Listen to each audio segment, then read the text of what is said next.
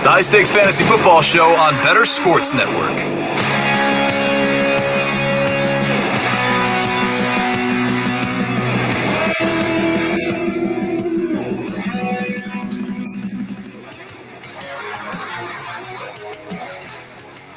Fantasy Football Night in America is live right here on the Better Sports Network. I am your host, Eric Balkman from the FFPC, the High Stakes Fantasy Football Hour, the RotoViz High Stakes Lowdown, and on X.com at Eric Balkman. Welcome in to the High Stakes Fantasy Football Show presented by the FFPC. We are going to be here for the next 2 hours, kicking it live. We're going to have plenty of stuff going on with the Thursday night game tonight. We're also going to help you get you set for whatever waivers you still need to do on Sunday morning for the FFPC. We're going to tell you what lineup decisions you need to make for week 3. And we'll get into a bunch of other stuff that is going to be a lot of fun for the remainder of the season. I want to welcome in my guest co-host for tonight, a guy that I have done a lot of work with over the years, a guy that I just hung out with in Las Vegas not 3 weeks ago. You know him on X.com as a RotoBuzz guy, and of course from Fantasy Alarm and the New York Post. Howard Bender joining us tonight. Howard, welcome in. Thank you so much, Balky. I was so stoked to have you ask me. You were like, oh, during the game, and if it was anybody but you, I probably would have said no, 100%. But I mean, dude, we had a great time. That broadcast that we did at the main event for the FFPC drafts was absolutely fantastic. Got a lot of comments. I've actually kept in touch with each one of our guests who are on the show. We've Angela and I have traded emails. Jared and I have traded some tweets back. Well, some X's, whatever you want to call it. Yeah. So yeah, man, so when you came a calling, I was like, do it, baby. Let's go. That was awesome. It was a lot of fun. 3 hours of fun. It was basically like the last gasp, right? Before everybody got their last ducks in a row, be it the, our mid-stakes contest, be it the FFPC main event. And then I commissioned some online Sunday morning drafts for the true diehards out there that just had to get one more draft in. And some of those teams are actually doing pretty good right now too. So it always, I always say this, always be drafting. And people who are paying they're reaping the benefits right now as we head into to week 3. Hey, as a reminder, just because the FFPC is no longer having season-long drafts, it doesn't mean we still don't have action. Remember to go to myffpc.com, play the FFPC weekly challenge. There's no draft in this. There's no salary cap. Just choose 10 players or 12 players. If you still want to play with kickers and defenses, which I know a lot of you viewers still like to do, and I encourage that kind of behavior, just get them in by Sunday's kickoff at 1 p.m. Eastern time and watch them ride throughout the rest of the weekend. Remember, only one player per NFL team. This is very similar, basically a carbon copy of the FFPC playoff challenge. You can enter for $200. You can enter for $35, and you can win up to $2,500. Shout out to our producer, Anthony Rivera, tonight. And Anthony, forgive me, because you and I were exchanging a lot of text prior to the show. I want to lead off with something, Howard, that is not on our show sheet tonight, and that is the ACL snap heard around the world in Dallas this afternoon at practice. We found out that Trevon Diggs is officially out for the season after an MRI confirmed that he tore his ACL in practice today for the Cowboys. I think in all the years I've been doing fantasy football podcasting and shows, and you've been doing it longer than I have never led off a show with a defense question, but I think that's what we're going to do tonight. I know you just got off the air talking with your co-host, Jim Bowden, and I'm sure he was devastated by this. What about for fantasy purposes? A lot of people drafted the Dallas Cowboys defense as like the third or fourth defense off the board. How much because they still have the manimal, Micah Parsons, on that team. What does this do for the Cowboys defense going forward? Did they become like a streaming defense, or can you still trot them out there given how talented they are? You can still trot them out there every single week unless the matchup is really, really bad. How do you view the Cowboys defense going forward? I view the Cowboys defense exactly the same way. Listen, Trevon Diggs is a fantastic cover corner. He really is. However, we also know that Trevon Diggs has had trouble going deep. And so, we've seen a lot of players beat him on deep touchdowns since he joined the league. Great ball hawk. Deron Bland is not the same thing as Trevon Diggs, but one of the things that we've noticed there is that even when Diggs is one-on-one with somebody, they tend to drift the safety over to help out a little bit if he's going up against a very fast wide receiver.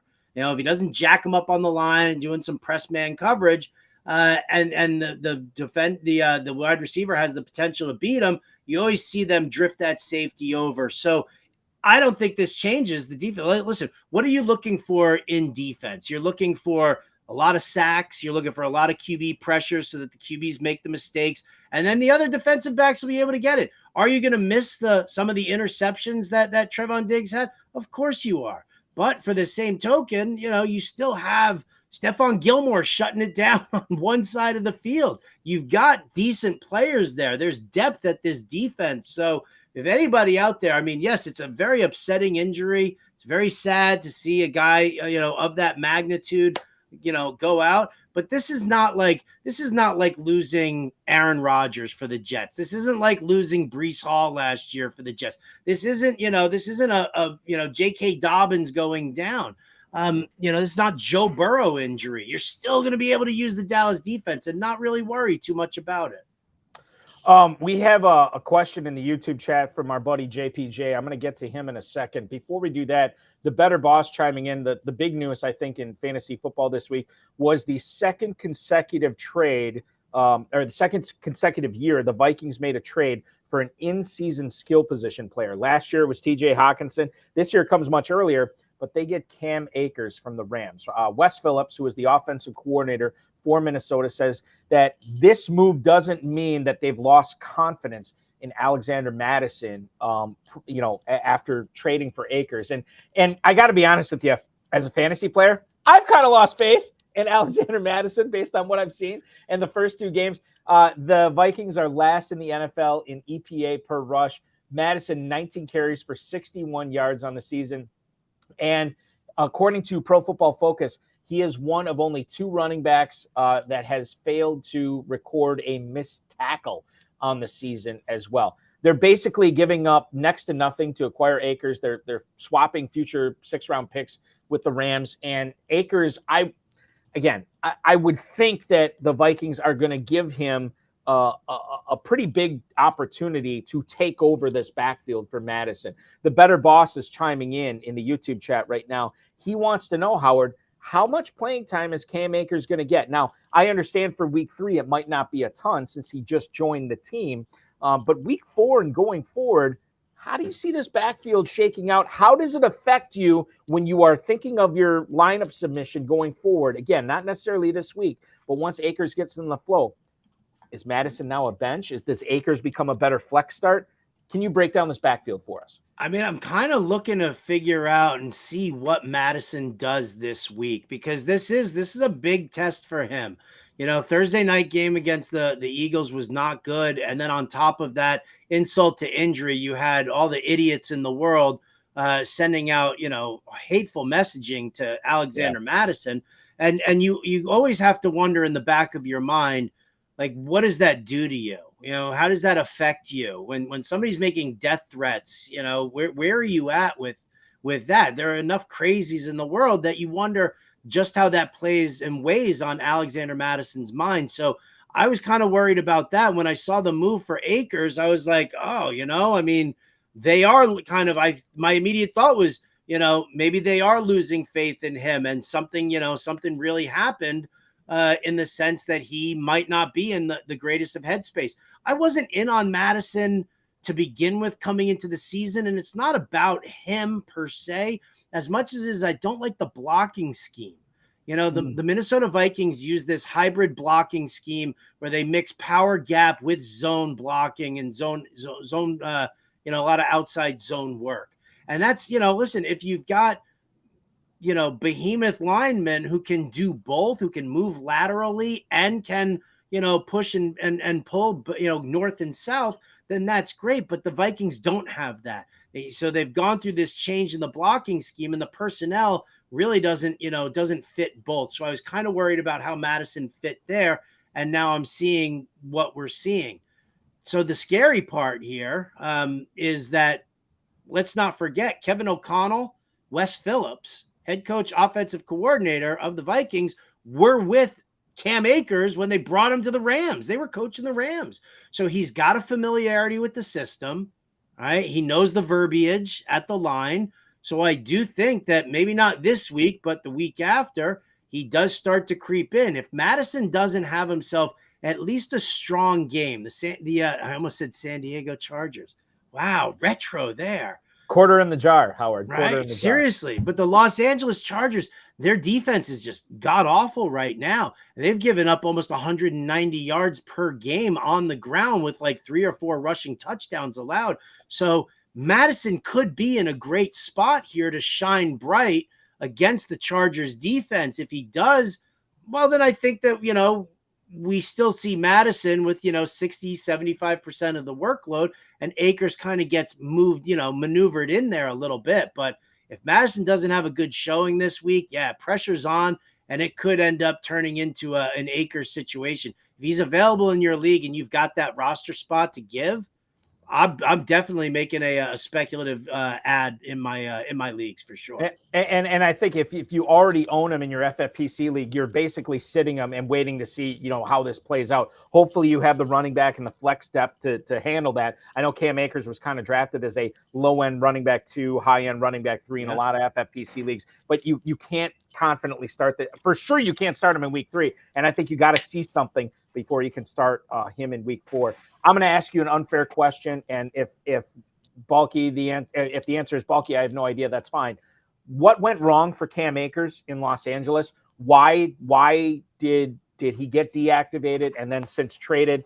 What do you know about that? And if you don't know anything, that's fine. But I'm just kind of curious going forward, is whatever happened to him in Los Angeles likely to follow him in Minnesota, where you still don't want to have anything to do with him?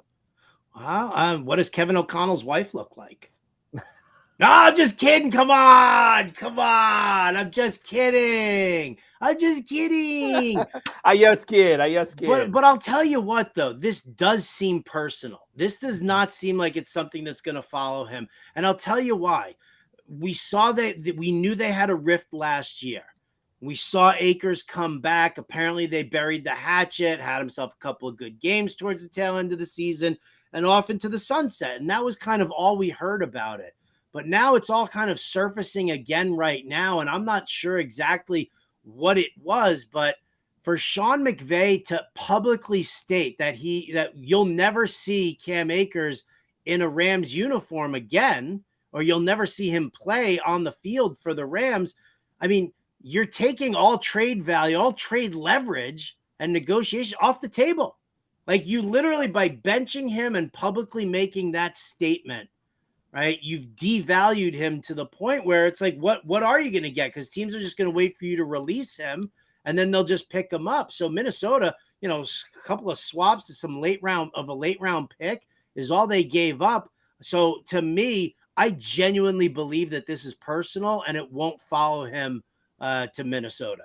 Which is bad, I mean, for how it ended in Los Angeles. But as far as we care about with fantasy owners, we care about the player, obviously, but the most thing we care about is the stats from the player. And that's good that won't follow him. If that happens to Minnesota, we will be following that situation going forward. We have a couple of questions in the YouTube chat right now, Howard, that I want to get to.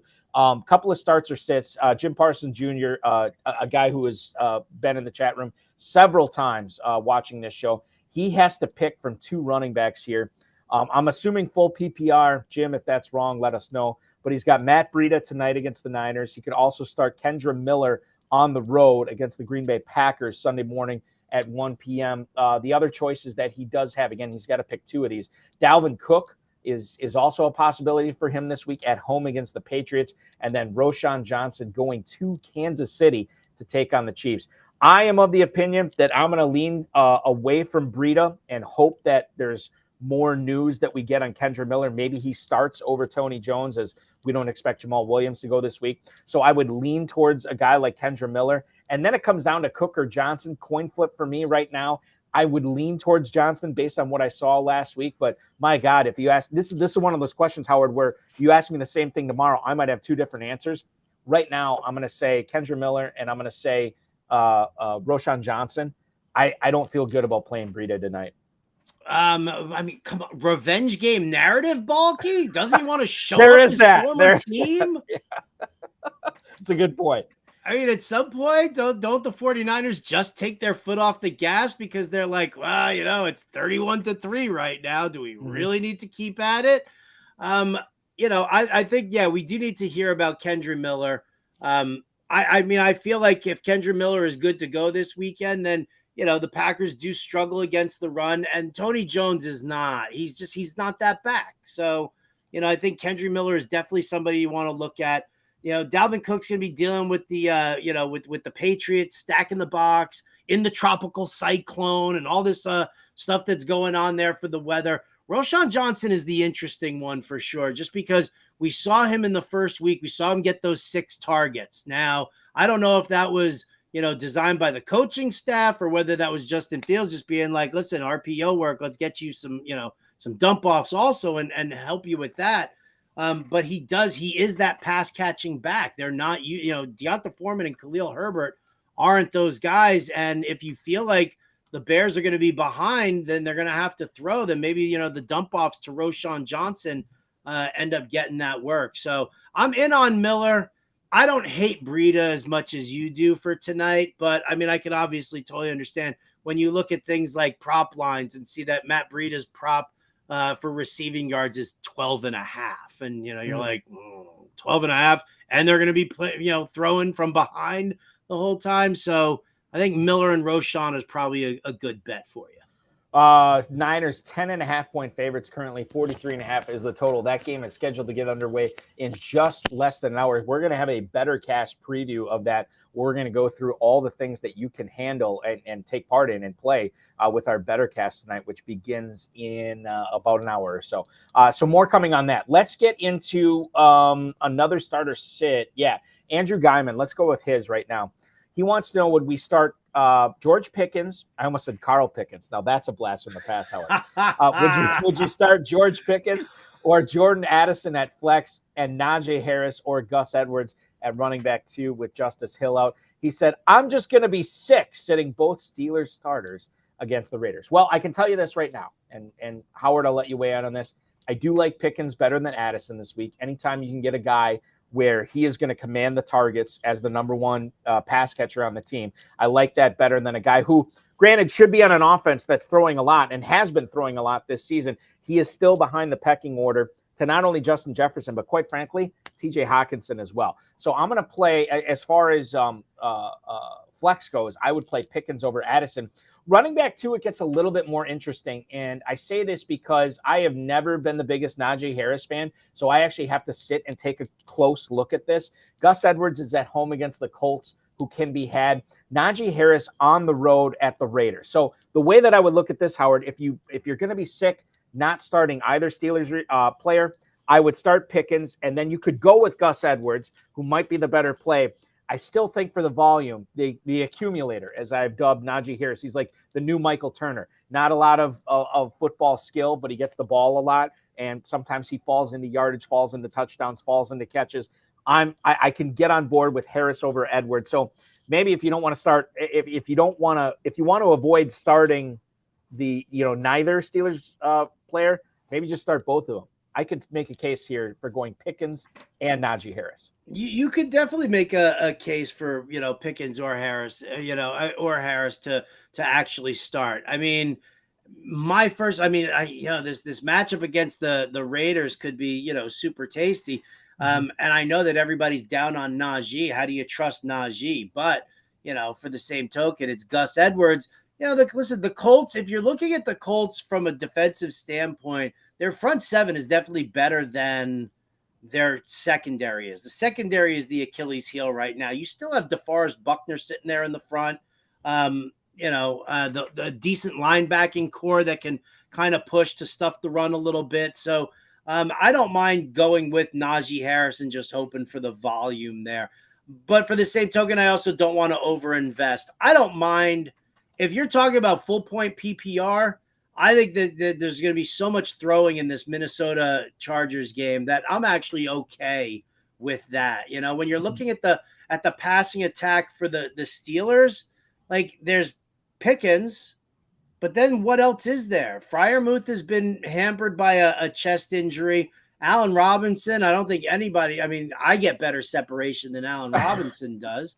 And then, and then Calvin Austin, he's a little darling for like the super deep sleeper dynasty people. But, I have no problem starting Addison in a game that has a 54 game total there. And the masses are flocking to the over. And I don't usually like to go where the public goes, but in this case here, I just don't love either defense. So I'd actually say Addison and Najee is the way I'd go. And I can see that too. I mean, you think about it, the Chargers are 0-2. The Vikings are 0-2. This could be like an all hands on deck type of game where it could be a shootout at the end where neither one of these teams wants to drop to 0-3. Could be a very fascinating game that kicks off at 1:00 on Sunday. Let's go with Jared E 222. Hi guys, what's up? I'm confident. He's in the YouTube chat right now, by the way. I'm confident in Ford's role in Cleveland and went 60% on Fab since running back ones don't come by too often after the season starts. Not worried about the signing of Hunt. Do you agree? Okay, so a couple of things to unpack here. Number one, Howard, this was good, bad, and it was good, bad, and then good. No, it was good, and bad. I play in about 24 leagues. Only own Nick Chubb in one of them. Good. I went to see how many Jerome Ford teams I had. Only had 4, but still, that's like a 1/6 of my teams. I was happy about that. The bad part is when they went out and signed Kareem Hunt. But maybe it's not that bad. I don't have a whole lot of faith in Hunt being the guy that you want to start in the Cleveland backfield going forward because 32 NFL teams told us all offseason after week 1, and then even like prior to week 2, and even now, like it took an injury for Kareem Hunt to be signed, right? The deal that he signed is worth up to $4 million. So I don't think it's a significant financial investment that Cleveland's making here. And Kevin Stefanski went out of his way prior to the signing of Hunt and after the signing of Hunt to say that Ford, twice, that Ford is the number one guy there. I was telling people in the offseason, I said, hey, there's a very realistic chance that the Browns just don't bring back Hunt and don't do anything in the draft. And then Ford is your backup, the guy behind the guy to Chubb. So make sure you're keeping him on your roster or finding a way to get on your roster. If you just have a couple of throwaways, like your roster churn sections at the end of your roster, like Ford would be a good spot, a good guy to hold those spots. And now, lo and behold, look what he did on Monday night. And now he's the number one guy there in Cleveland. So Hunt is sort of just a jag for me at this point. I'm all in on Ford. I think 60% on Fab that Jared spent. Totally on board with that. I probably would have went even higher. The problem was Ford wasn't available in any of my leagues, so I couldn't go heavy on him. I couldn't believe how few leagues Ford was available in my. And I've got Nick Chubb in a lot of places and handcuffed him to Ford as well. Here's the thing. So yeah, 60 to 65%. That's kind of where I was living as well. I know there were people who went out there and blew their entire Fab budget. I'm like, it's week 2. You can't use up your entire Fab budget for week 2. That's just not smart play. But so here's the thing with Ford. I agree with you.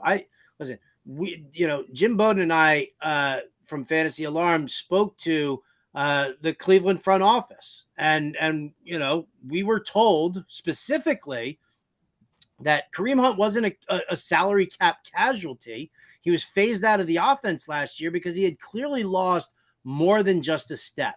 And so, but what we heard recently is that the team basically between the coaching staff and the front office, that they were split kind of 50-50 of whether or not to bring Kareem Hunt back. And obviously we know which half won and they brought him back.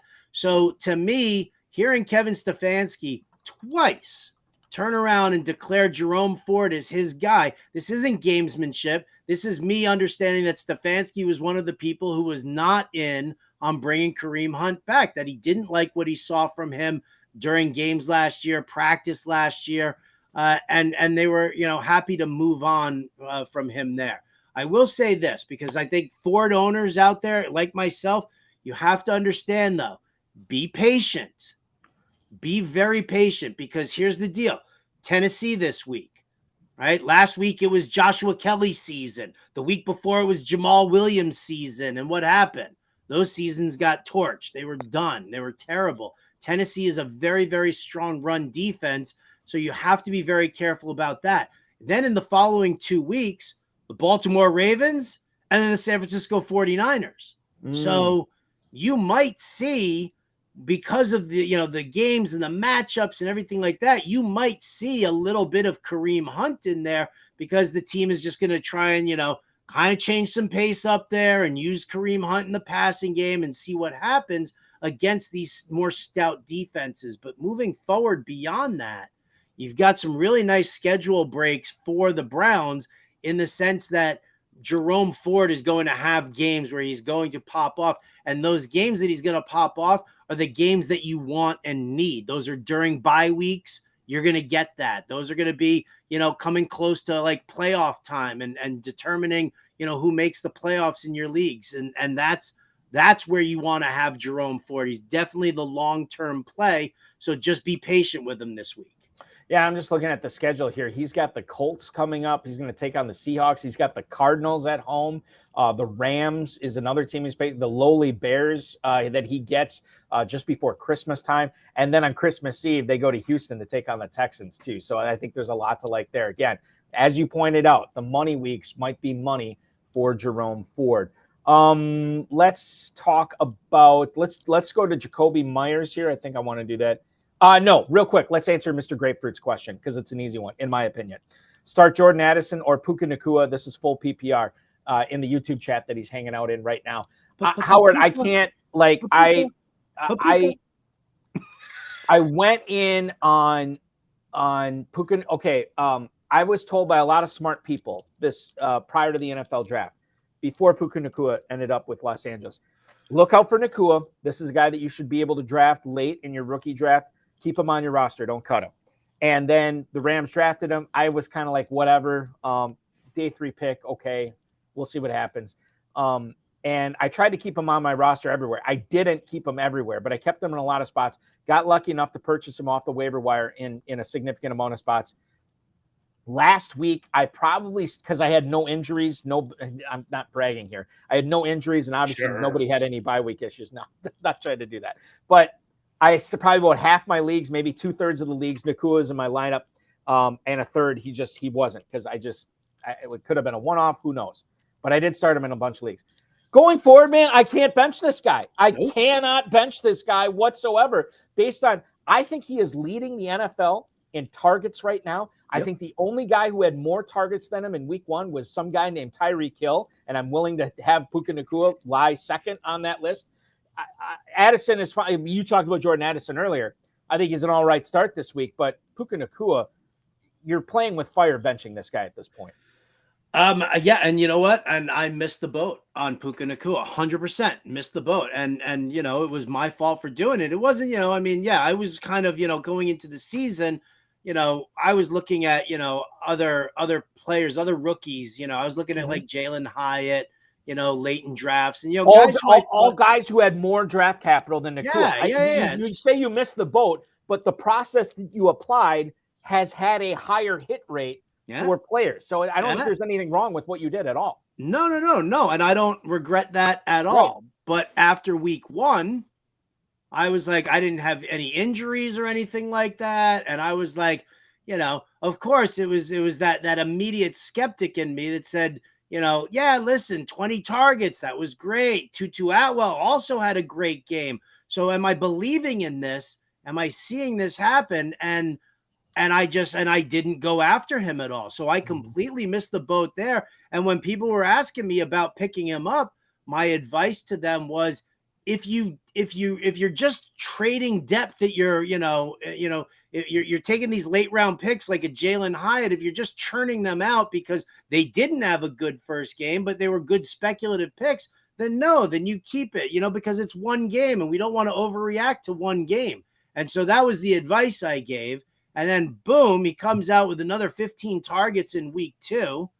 And I was like, well, I'm a moron. And here we go. Because now what we've seen here is Matthew Stafford doing Matthew Stafford things. He locked onto Megatron in Detroit and didn't throw to anybody else.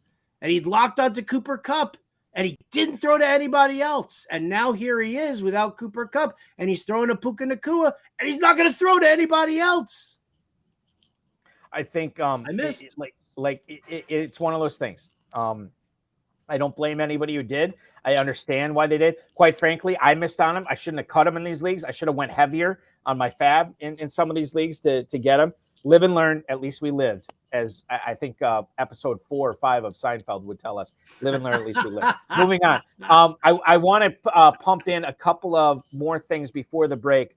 McDaniels out in Las Vegas said Jacoby Myers is going to be on the practice field. I do believe he practiced yesterday and today. I think he's still in the concussion protocol, Howard, right now. I don't think he's out of it yet, but he's certainly trending in the right direction. Given what he did in week 1, Jacoby Myers, is he a sneaky flex, or is he like more of like a must flex guy if he's active against the Steelers in week 3? I think he's still more of a sneaky flex. You know, that every time when you, I mean, if you watch that hit that he took, I mean, he got his bell rung, and that was bad. So, you know, for him to, if he's going to be on the field this week and they declare that he is fine, I think he's a great asset. He's exactly what, you know, Josh McDaniels likes in that offense. He likes yes, there's Devontae Adams, but then he likes his other guys to be these interchangeable cogs so that you never know where the ball's going. And you want that, you know, that possession receiver like Jacoby Myers. You know, Hunter Renfrow is not going to fill those shoes. So I think if Jacoby's on the field, I'm starting him as like my wide receiver 3. You know, if you're nervous because of the concussion, then I can totally understand that. So if you have a decent wide receiver replacement, somebody who's, you know, respectable, who's going to see at least, you know, the second or, you know, third target share on his team in a, you know, high, you know, in a strong passing offense, then I think that you can look that way there. But, you know, for me, in a number of leagues, I've got Jacoby still sitting in my starting spot, and we'll see what happens. We will see what happens. I'm kind of taking a wait and see approach. I mean, obviously you can't pen him into your starting lineup. If you had, you know, guys, I mean, quite frankly, I don't know what Giants receiver or Niners receiver I was starting over Jacoby Myers tonight. You know, Deebo Samuel was already in my lineups. I don't really like any of the Giants receivers more than I like a guy like Jacoby Myers, who could be a nice little flex. So we'll see what happens going forward, and obviously keep it tuned into the Better Sports Network. We'll keep you abreast of all that situation as it goes on throughout the remainder of the week. Howard, you know that I root for the Packers. I am a Packers fan. What? Yeah, I happen to cheer for the Green Bay Packers. Not a lot of people know that. One of the other things, I do believe in fantasy karma, and I do believe in NFL fandom karma. So I understand speaking ill about the Chicago Bears at this point would probably not be prudent, and I certainly don't want to go down that road. But I will say this. I don't know what happened yesterday at Hallis Hall, but you had Justin Fields throwing his coaches under the bus.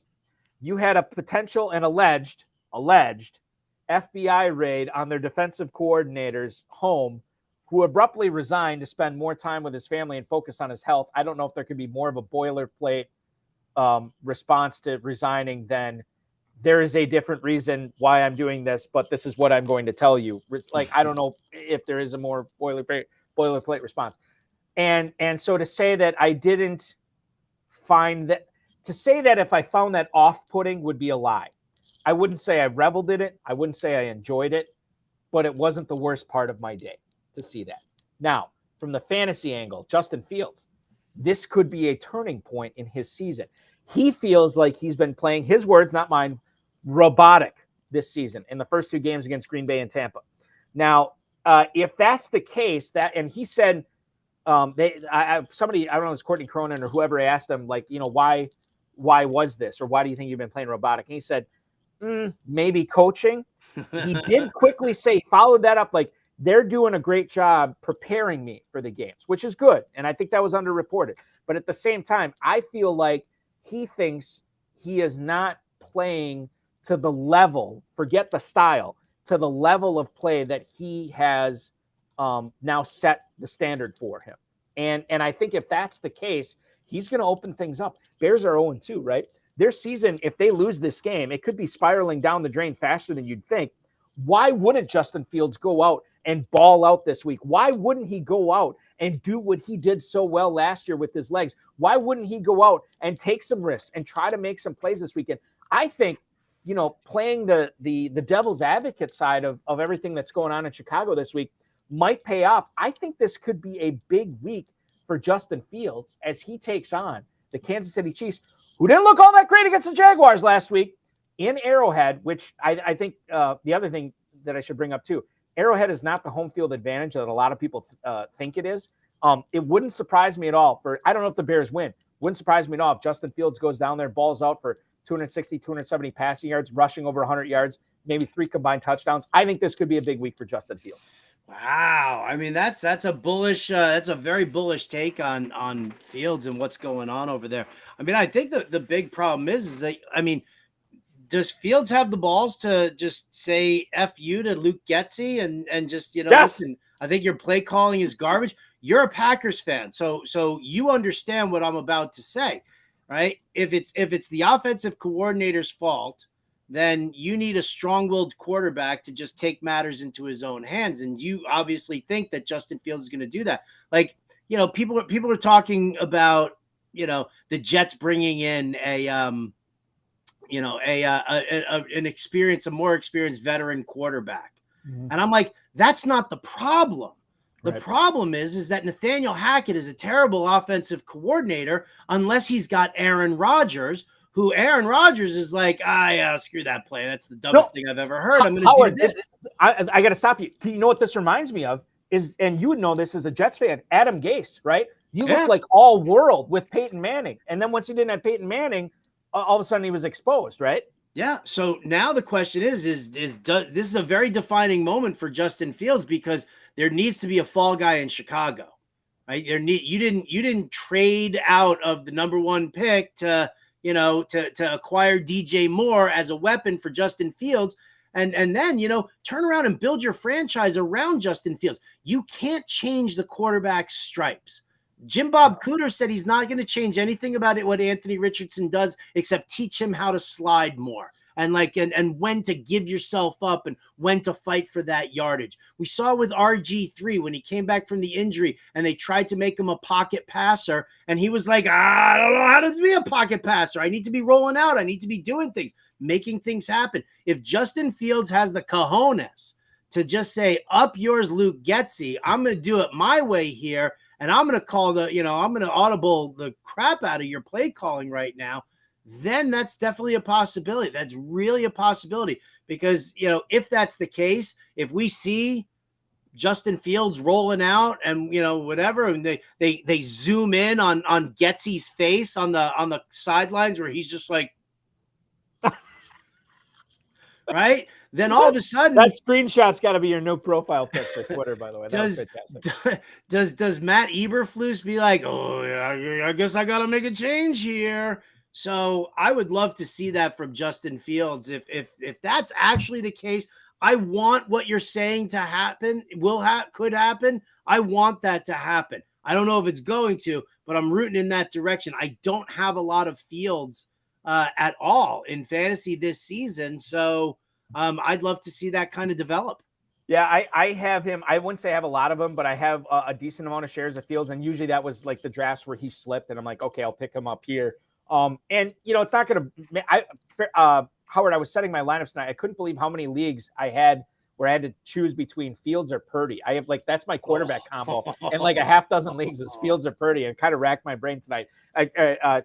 We'll find out how it played out after the game tonight, which speaking of the game, we're going to get into that coming up. We're way past the break right now. I want to take a quick break. Before we leave, I want to let everybody know the Better Cast that is happening tonight. Make sure you're going to the app right now. I'll give you more instructions to do this. Go to the App Store or Google Play. It's free. Download the Better Cast app. There's a lot of fun stuff going on there tonight. With tonight's game, we're going to preview it. We're also going to answer our March 4 question on Danny Dimes. Is he startable tonight? We'll tell you about his other options as well. We'll get into George Kittle, Brock Purdy, and much more. Howard Bednar from Fantasy Alarm. Eric Balkman from the FFPC. This is the High Stakes Fantasy Football Show exclusively on the Better Sports Network. Back after this.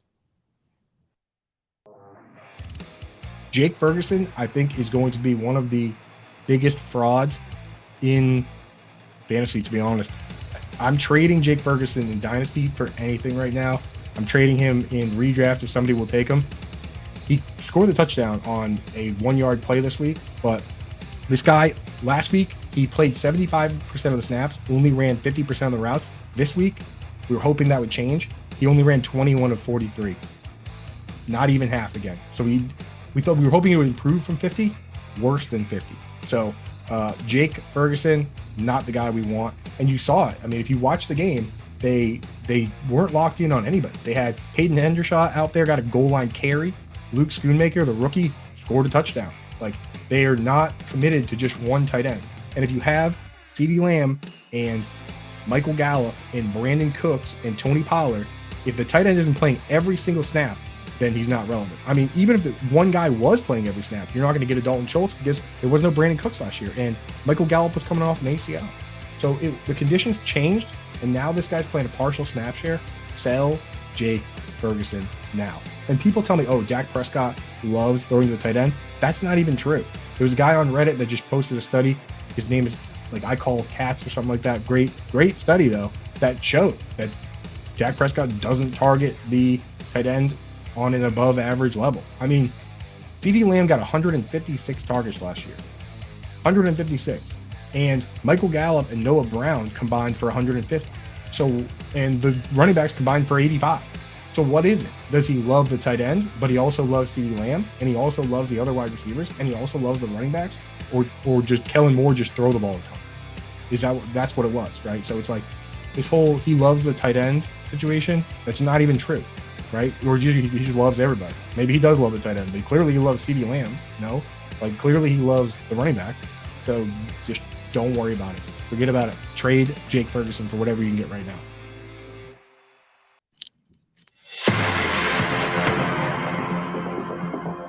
It's the High Stakes Fantasy Football Show on Better Sports Network.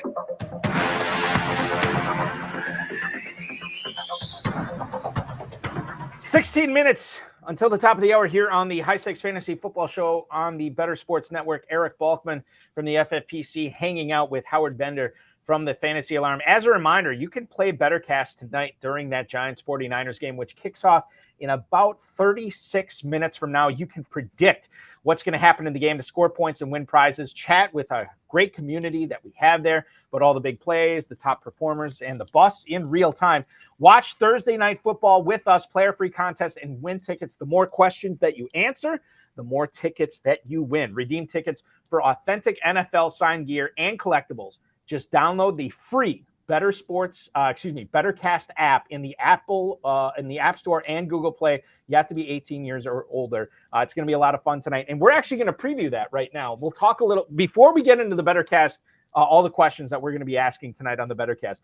Let's get into Mart's 4's question, Howard Bender from Fantasy Alarm. Do I risk Danny Dimes tonight with Anthony Richardson probably out? Only other realistic options are Baker Mayfield and CJ Stroud. Okay, so this is a tough spot to be in. I understand it's not fun. Daniel Jones is at the Niners tonight, obviously. You have Anthony Richardson, in my opinion, probably going to miss. He's at Baltimore this week. It's probably going to be the Gardner Minshew show. And if you do roll the dice on Richardson hopefully being active and he's not, then he's relegated to CJ Stroud, who I think returned to a full practice today, if I remember correctly. So I think he's going to be good to go. But CJ Stroud is at Jacksonville. Baker Mayfield at home against the Eagles. Now, okay. I think that Richardson's going to miss. I think that's the lead. I agree. I think okay. Richardson's out this week. Okay. Now, if that's the case, to me it comes down to is it worth the roll of the dice to see if Richardson's active, because the distance between what Daniel Jones is going to give you and what Baker Mayfield's going to give you is not that big. I guess that's really the question we have to answer here. Is it Mayfield or is it Daniel Jones for you this week, Howard? It's a really tough call, but I'm actually going to probably just start Daniel Jones and hope that, the rushing yards that he can pick up, that, maybe San Francisco takes their foot off the gas a little bit late. And he can get something in there. I mean, I could say, could I legit see the Giants putting up 14 points and like Daniel Jones rushing one in and throwing one? Yeah, I do think that is a possibility here. I don't I don't see that. The problem with Baker Mayfield, because I know like the data is tempting because the Eagles are giving up, I think, like the second most passing yards per game right now because a lot of teams are throwing on them because the Eagles, they dominate and they score a ton of points and people try to keep pace with them and they do it through the air. I don't necessarily know if Tampa Bay is really built that way. That's a problem. Like I feel like the offensive line is makeshift. And I think that the Eagles pass rush is really in their defense is going to be that strong that I think that they push around Tampa Bay a little bit. I just, I'm not a Baker Mayfield guy. I've never been a Baker Mayfield guy. So maybe that could be kind of clouding my judgment here. But I just feel like everybody's kind of like, hey, these Tampa Bay Bucks, they ain't so bad. Baker Mayfield, he ain't so bad. And then all of a sudden he just gets decimated by, the Eagles defense. You're going to have Mike Evans and Darius Slay fighting the entire time. So, I mean, I think that I would, regretfully lean Daniel Jones here. I think this is a question that has a lot of bad answers, not any desirable ones, right? It's one of those things where we give our answer to R Mart's 4, and it's just like, God, I'm sorry, man, but this is a path. Like you're on a journey right now with paths that end in pretty much disaster at every which way. I would think if we had anything positive about Anthony Richardson, I could conceivably cling to that and hope for the best, and then just play Mayfield. I don't think that's going to happen. I haven't seen anything positive out of Richardson in Indianapolis this week. No practice yesterday, no practice today. I'm with you. I think you roll with Daniel Jones. You hope that he puts up good numbers tonight, and you go to bed understanding that even if he doesn't, that doesn't mean there's any guarantee Field has a good game against Philadelphia as well. I think that's the way to play it. Getting into another real quick question here tonight, and Super CNB, we're going to get to you in a little bit. But search NK12. I have Darren Waller or Jake Ferguson. Pick one. Thank you. Tonight, it's no question. It's still Waller, even against that Niners defense. You got to play Waller. And it's a horrible matchup for Waller, but I'm not going to base anything off of on Ferguson. Not to mention the fact that I just don't think the Cowboys really need to throw. I mean, if you're going to throw, you're going to hit CeeDee Lamb.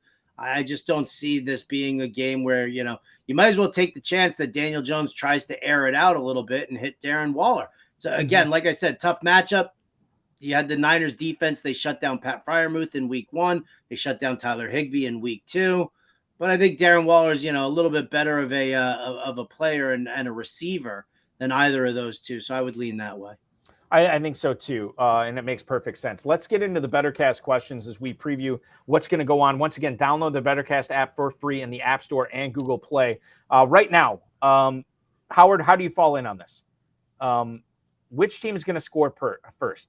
If you pick the Niners, you get 10 points if you're correct. However, you get 3 times the amount with the Giants. It's tempting to say, like, okay, I'm gonna take the odds here and I'm gonna go with the Giants. But the NFL is so weird. Like it could be one of those things where the Giants get a field goal on the opening drive and they make a big play or something like that. But I just think that my brain is telling me the Niners are probably going to score first. They're probably going to score often. The Giants, the first 2 weeks this season, have got off to horrific starts. They were outscored by 60 points the first 6 quarters of the season so far. I can't in good conscience say like, oh yeah, Giants are going to score first tonight. Take the risk. I can't. I can't either. I won't do it. I won't do it. I won't fall for the boost in points there. Niners probably put the points up on the board first, no matter what it is. Field goal, touchdown. It doesn't even matter. Right. Yeah. Now we have a total right now in the game, more or less than 43.5 points. Where do you fall in on this? I think this is one of those classic Thursday games where it's fun to think about how the Niners offense could light up the Giants tonight and make this game go, well more than 43.5 points. I think that it's one of those games where we expect that, but it actually falls short of 43.5. I think I would go less than 43.5 tonight. I'm taking the under. I'm taking the Niners to cover the 10.5 point spread, and I'm taking the under because I could see this game being like 31-10. or or like something to that equate there, 28-14. I think the Niners just go up and they control and then they run the ball in the second half. And I think that the Giants, they're just going to put the onus on the Giants to try and score on them. And I just don't know if the Giants can do that. So, I think that when you're looking at a game that has such a large point spread, but kind of a low point total there as well, because 43.5, that's actually down. It opened it. I think it was sitting at 44 at some point this morning. So, to see that going down there, I'm going to take the side of the under, and I'm just going to say that, Giants just struggle to score. One of the other things that we could talk about here is the George Kittle, more or less than 4.5 catches. Now, the thing is with Kittle, and I've owned him I've had him on many of my fantasy teams over the years. A lot of those fantasy teams I co-managed with another guy who knew I didn't like George Kittle and would purposely, we'd be in auctions together and he would bid up George Kittle and we'd end up getting him. It is what it is. It's worked out some years, not every year. But the thing is with Kittle, I think there's a lot of moving parts to Kittle when you talk about 4.5 catches. There's the fact that this dude gets messed up in games. He leaves games a lot with injuries. There are a lot of options on this Niners offense with Deebo Samuel. No Ayuk tonight, so obviously that plays into it a little bit. There you go. That's the key, I think. Right. Christian McCaffrey still on this team as well. The other thing to keep in mind too, is Purdy he's one of those weird quarterbacks. He's a young, non-pedigreed quarterback that has the ability to spray the ball around to the open target. And even if it's that, Jawan Jennings or whoever, on this roster, his favorite, pass catcher is the open pass catcher on this offense. And not necessarily, I don't really see Purdy forcing it into Kittle because he's George Kittle, right? And they may not have to force the ball in a whole lot because they could be up by a lot. So I think 4.5 is an interesting total. With no Ayuk, I feel like you're going to say it's going to be more than 4.5 tonight. I still remain a little skittish on that.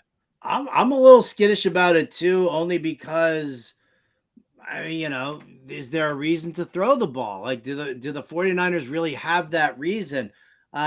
Interesting though, if you look at the props out there for George Kittle, I think 3.5 receptions was minus 160.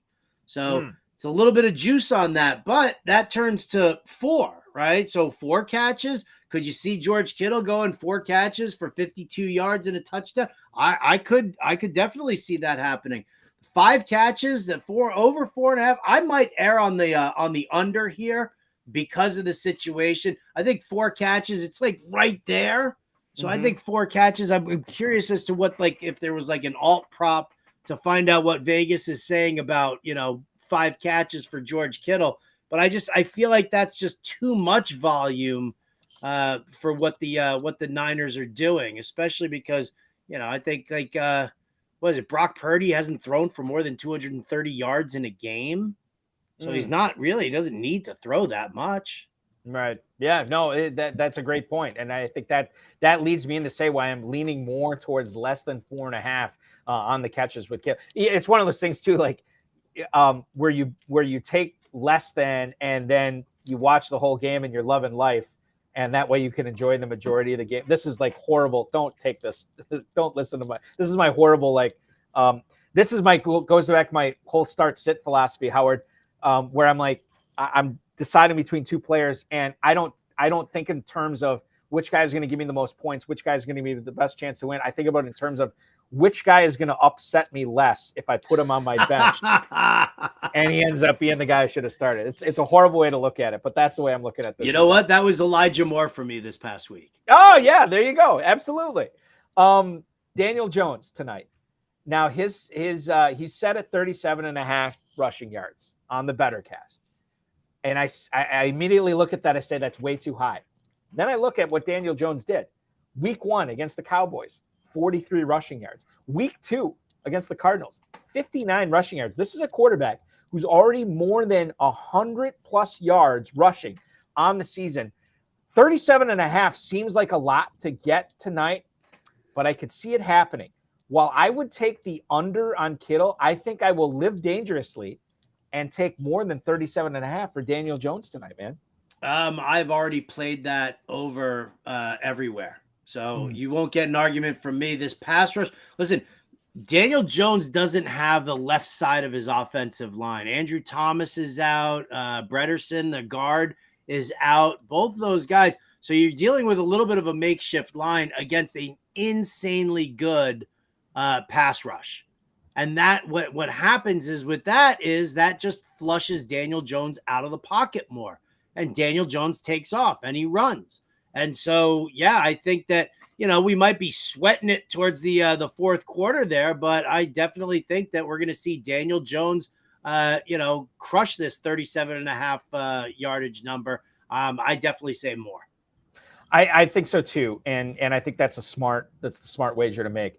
Brock Purdy, the other quarterback in this game tonight, he is set at 228.5 for passing yards. And again, at face value, I look at that and I'm like, okay, I'm taking the over. Clearly they're going to wax the Giants. But then if you start thinking about it a little bit more, how much are they going to have to pass? This could be an Elijah Mitchell game too, by the way. We haven't talked about that, where McCaffrey, and again, I don't like to assume blowouts. I never like to do stuff like that because I feel like you get into trouble when you do that. But there is a non-zero chance that McCaffrey takes a seat in the late third quarter and bides his time while Elijah Mitchell's out there gaining yardage. And if Elijah Mitchell's out there, it means Purdy's not really throwing the ball a whole lot. Now, even if he is, let's look at what he did week 1. 220 passing yards against the Steelers in a 3-touchdown win. Okay, so he didn't hit that total then, and they weren't, necessarily trying at the end of the game because they had the game in hand. Week 2, Rams. This was a tight game throughout. Now, granted, they won by 7, but technically they won by 10 because of the Sean McVay field goal at the end. He only threw for 206 yards in that game. So 228.5. If he hits more than that, that would be a season high. I think I might go under here, especially if I'm taking less than 4.5 receptions for Kittle. I think I'm going to take under 228.5 passing yards from Brock Purdy tonight on the Better Cast. Yeah, I just said he did, 230, hasn't thrown for more than 230 yards and in a game where he's probably not going to have to.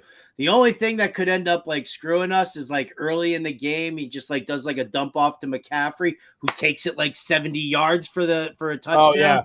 Like that could pad it, but I'll happily go with the less than 228.5 passing yards to say that would be what would need to kill me on this one here. So I'll play the percentages and say I agree with you. Christian McCaffrey running, Elijah Mitchell running, not a strong need to pass for him. Purdy is more efficient than he is gunslinger, and there's nothing wrong with that at all. So I like the less. I do too. And as a guy who bid on and won the Giants defense in numerous high stakes leagues last week and was definitely let down by their performance against the Cardinals, I have zero faith in the Giants defense going forward. There's a non-zero chance the Niners put up 40 plus tonight too. So there's that. Final question here on the Better Cast as we preview this action. Who's going to win the game? Again, you get 3 times the amount of points on the Better Cast if you pick the Giants over the Niners. Again, can't really pick the Giants in good conscience here. There is a path to scoring some serious swag with Better Sports Network by taking the under with Kittle, taking the under with Purdy, taking the over with Jones, and then taking the Giants to win, not only win, but score first. That's what my heart thinking. My brain is telling me, Balky, don't do it. I've taken the Niners to win. I can't make a good case for the Giants winning this ball game tonight. Yeah, listen, and I'll say this. Sometimes, we talk about like, if you're playing like DFS and you got to like take a shot, right, with a large field GPP tournament, and you do that, you're just competing with everybody else who's in the Better Cast. And so, it's not, not yet going to be like 15,000 people sitting there in the chat that you're competing against that you're going to need to go contrarian. Sometimes the chalk hits. And sometimes you just have to go with the chalk and try and accumulate as many points as you can. The beautiful thing about these contests, these are the pregame questions. So hit the chalk with those. And then if you feel the need, you see what place you're in. If you feel the need to go a little contrarian during the in-game questions, well, then that's when you make your move. But for right now, for the pregame, chalk hits. Yeah, don't take a chance you don't need to. You'll know when you need to start taking those chances as the game goes on. And remember to hang out on the BetterCast tonight. All you have to do is download the free BetterCast app in the App Store and Google Play. You can actually predict what's going to happen in the game, score points, win prizes, chat with the community. We have an awesome community on there. Big plays, top performers, and bust. That's going to be all the buzz that's going on tonight. The center of the football universe is tonight on Thursday Night Football with the Better Sports Network. The more questions you answer, the more tickets you win. You can redeem those tickets for authentic NFL signed gear and collectibles. You have to be 18 or older. That game gets underway in about 18 minutes or so here. We're going to step out and take a top of the hour break. When we come back, we have an interesting quarterback start-sit question from Genie HD hanging out on Twitch tonight. We also have an interesting trade question from the Super C&B Challengers about the Bengals offense and CeeDee Lamb. So we'll get into the particulars on that when we come back. He's Howard Bender from Fantasy Alarm, the New York Post. I'm Eric Balkman, FFPC, High Stakes Fantasy Football Hour, RotoViz High Stakes Lowdown. This is the Better Sports Network. This is the FFPC High Stakes Fantasy Football Show exclusively on the Better Sports Network. Don't go anywhere. Howard and I are up next when we come back. Oh boy, we got a big one. We got a big card here. We got let's go. We got a super rookie. Ooh. Do you guys want to guess who the big card super rookie is? Because I'm going to guess somebody from the Dallas Cowboys, but I don't recall who were rookies in those particular years. So I'm going to guess Michael Irvin. Adam? Jared kind of convinced me to go Troy Aikman there. I'm going to read the description. In this player's NFL debut, September 10th, 1989, he produced an electrifying 68-yard punt return for a touchdown. Sanders. He became the first athlete in the 20th century to hit a home run, September 5th, 1989, for the Yankees at Seattle, and score a touchdown in the same week. That needs a sleeve. That one needs a sleeve. Top 100%. super rookie, neon, prime time, Deion Sanders. I wasn't that far off. He played for the Cowboys. I was going to say Deion, and then when you said the early 90s Cowboys, I'm like, oh, Aikman would be a good guess. So I go with your gut is the lesson there. And there it is, the white and red Falcon jerseys that you said Deion came in with before they changed to black. That was because the starting lineup for Deion his rookie year has got the red helmet with the white jersey. Now look at that mean, are you kidding me with that hair? I mean, you got to have a headband with those curls. You got to. That is sick. And this is a favorite card. Do we have any value on this card? We have to, right? Let me see. Give me a value here. Let's see here on eBay. PSA 10 Gem Mint Deion Sanders, $149.99, and then a 9.5 is $6. So that guy might be a little bit.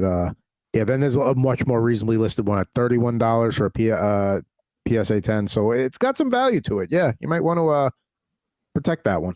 It's in excellent condition. I guess we have to worry about, is it centered? Yes, that would be the next thing. All right, well, we'll go through the process there. Maybe I'll just frame that one as a great moment in this show's history. It's the High Stakes Fantasy Football Show on Better Sports Network.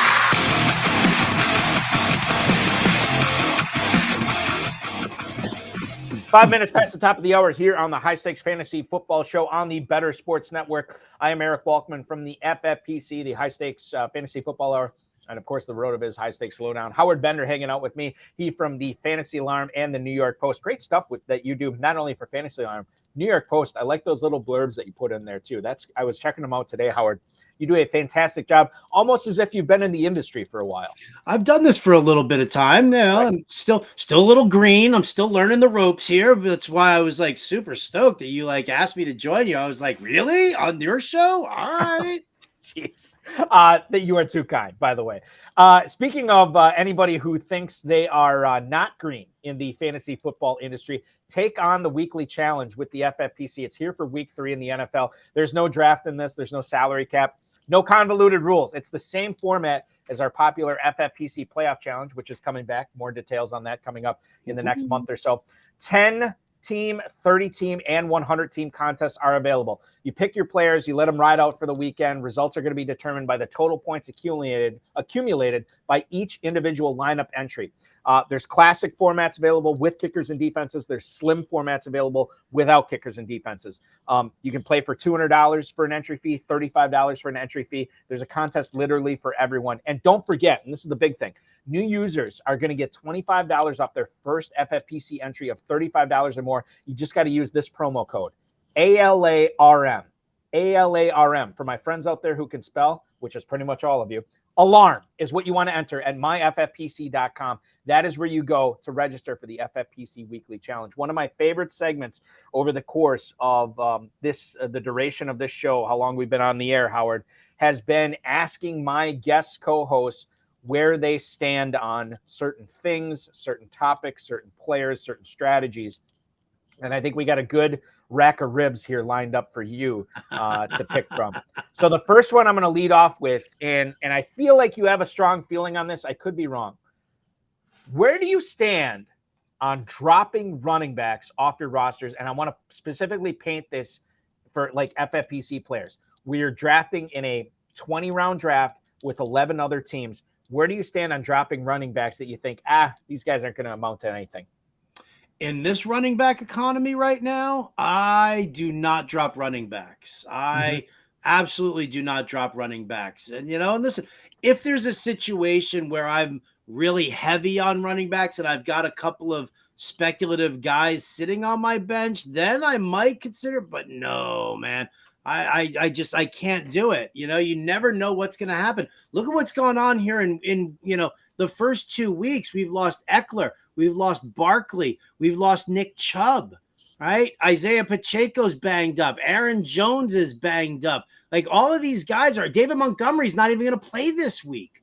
So you're doing yourself an incredible disservice if you're just chasing low-end wide receivers and you're not holding on to some of this running back talent.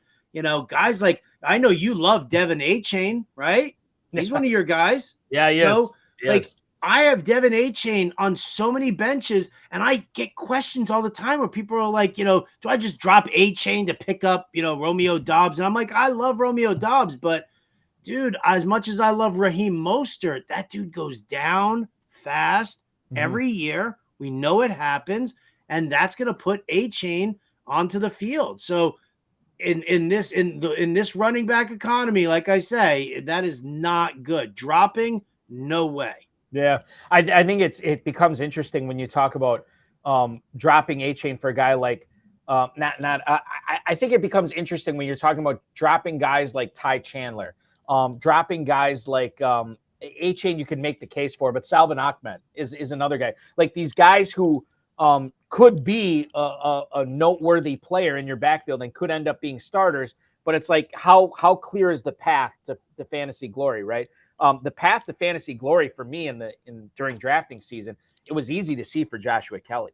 It was easy to see for Kyron Williams. Some of these other guys, it's more difficult to see. Every league's different. I wish I could give a blanket response, but the best blanket response I can give is kind of what Howard said. Acquire running backs, draft them, and never cut them because you never know when they're going to come into play. All right, I apologize. I think you could drop Ty. I think you could drop Ty Chandler. Ty Chandler is fine to drop. Yes, I agree, and I did drop him too. I did too, like 3 teams. Yeah, it is what it's one of those things. Like, and this is another lesson. Like, and Super CNB, we're going to get to you in a quick second, I promise you. But this is a lesson in not letting your belief in a certain player, a certain talent, overshadow the reality of the situation. How many people were on Ty Chandler last year, right, as a backup running back? And he was the number 3 behind Cook and Madison last year. So I think that you can believe that he's got the talent. You got to understand, chops don't trump opportunity, right? And right now the opportunity is simply not there for Ty Chandler. Okay, moving on. Super CNB challengers. He has a trade question. He just got offered either T. Higgins or Deebo Samuel right now. He can trade either one of those. And he gets Kenneth Walker. He's got to part with CeeDee Lamb. Howard, in these situations, I hate parting with the best player in the deal. This kind of depends upon who he has to cut. But for me, I say, my Randy Jackson, that's a no for me, dog. I want to keep on CD Lamb onto my roster. I don't know who I have to cut here with this. I think anytime you're having a trade, being proposed to you, make sure you're getting the best player in the deal. He already has the best player. I stand pat. He does have the best player, but let's explore the situation. Did he lose Nick Chubb? Is he sitting without running backs right now? Kenneth Walker, I mean, yeah, I know we're all worried that Zach Charbonnet is going to eventually start, poaching carries, but for right now, it's Kenneth Walker's backfield, and I can't wait. I honestly can't wait to watch him this week. This week's going to be a good one for him. He's up against a super soft Carolina run defense that's allowed like 135 rushing yards per game and like 4 touchdowns already. I actually, the problem with this deal, here's the problem with this deal, which I think that if it wasn't Higgins and Joe Burrow was hurt, and it wasn't Debo, who really does kind of look like the 2 to the 1 that is Ayuk, I think that's kind of where you're Balkman. I didn't mean that, but it comes out. But so I think if you need that running back, if you lost Nick Chubb, if you're really struggling, maybe you went 0 RB and you're like, oh crap, this is just not working for me. Then I think you do make this deal. As much as I love CeeDee Lamb, he was on the cover of the Fantasy Alarm Draft. I put him on the cover of the Fantasy Alarm Draft Guide this year. So I love CeeDee Lamb. I really do. But this is a case-by-case basis. I need to know, Super CNB challengers, if you're still, if you're tuned in here, I need to know what your running back room looking like right now, and what happens beyond parting with CeeDee Lamb. Who else you got? There's a lot of moving parts in this one here. I don't hate the deal if you really need that RB. Yeah, I think that's an important caveat too, because if he did lose Chubb, if he did lose Dobbins or something like that as his number 1 or number 2 running back, certainly it would make a lot more sense, and I could get on board with making that deal at that point because it helps you out at 2 positions, right? Yeah. It's a little bit of a downgrade, but it could potentially be a massive a little bit of downgrade at wide receiver, potentially a massive upgrade at running back here. Let's get to some more starter sits. Jeannie HD writes in here, am I crazy for putting in Jordan Love over Justin Fields? Nobody's crazy, okay? I always put it in the stance of like, it takes a strong person to do that, and I am a weak man, so I cannot advise it. I would say still play Fields over Love. I'm bullish on Fields this week as well.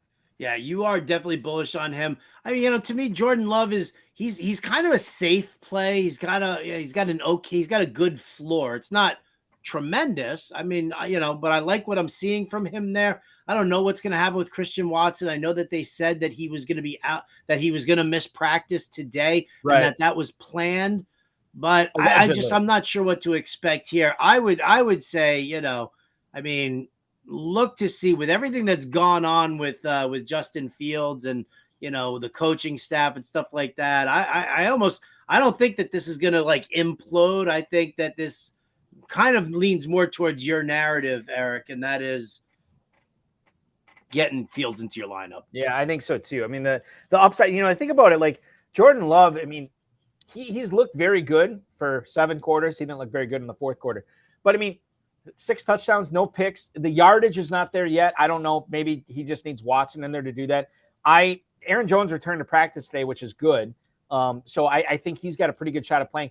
I don't know about this Watson thing. There were videos on X yesterday that were showing Watson talking to LaFleur, then talking to the trainer, then running, then talking to the trainer again. So I don't know what to believe on this. And the Packers play a lot. They have their coaches and their players, I think, are educated in the ways of the word salad when they're talking to reporters, where they can say a lot of stuff and you don't really know exactly what's going on. So I don't know. I don't know what to think about Watson. I think Jones is going to be all right this week, and certainly that would make Jordan Love more advantageous to play. Not enough for me to play him over Justin Fields. Let's go back into Priceless Pigeons question here, hanging out on Twitch. He's got to pick 2 here. Tank Dell, Jerry Jeudy, Kendrick Bourne, and Josh Reynolds. Okay, so a lot to unpack here because this guy has clearly been busy on the waiver wire. Okay, so Jerry Jeudy came back last week. I don't, and forgive me, Howard, I cannot remember what he put up last week. I remember it wasn't it wasn't No, like it wasn't crazy strong at all. No, right. I mean, it was average at best. So you have Judy last week in his first game back. He obviously skipped the first game of the season due to injury. But Jerry Judy last week ended up going with 3 catches for 25 yards on 5 targets. Okay, whatever on that. Josh Reynolds has been like a borderline top 30 receiver the first 2 weeks. So there's a lot, and no Jameson Williams, obviously. So there's a lot to like with Josh Reynolds this week as he takes on the Falcons at home. That total is at 46.5 right now. Tank Dell, we saw what he did. I think he outsnapped Nico Collins 7 for 70 something and a touchdown last week. You obviously like him. Kendrick Bourne, after that big week 1, he obviously took a back seat to Devontae Parker and quite frankly to Juju Smith-Schuster a little bit last week as well.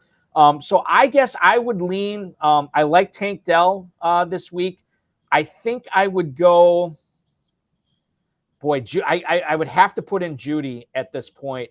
I think I'm going to go Judy and Josh Reynolds here, but I don't know. I thought you were going to go Tank Dell. I was like, finally, we're not going to agree on something here because I'm on Judy and Josh Reynolds too. I think that those are the 2 guys that you're gonna want. I think that Judy, second game back, Miami, they could be throwing a bunch.